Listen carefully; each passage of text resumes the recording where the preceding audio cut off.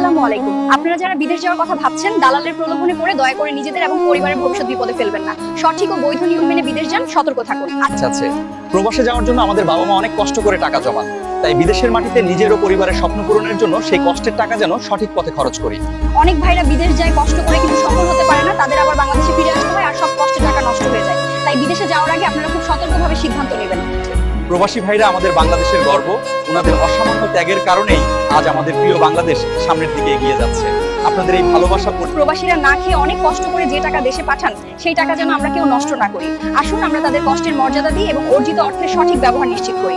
আমাদের প্রবাসী ভাইরা বাংলাদেশের রত্ন, তাদের ত্যাগের বিনিময়ে আজ আমরা ভালো আছি। তাই দয়া করে নিজেদের সামান্য লাভের জন্য দালালির মাধ্যমে এই রত্নদের হয়রানি করবেন না। তারা আমাদের দেশের গর্ব।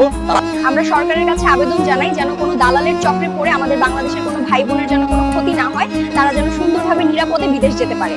আমার সকল প্রবাসী ভাইদের উদ্দেশ্যে বলছি, আপনারা সবাই ভালো থাকুন, সুস্থ থাকুন, নিজেদের শরীরের যত্ন নিন এবং জীবনকে সুন্দর করে সাজিয়ে তুলুন। আপনাদের সবার জন্য অনেক শুভকামনা রইল।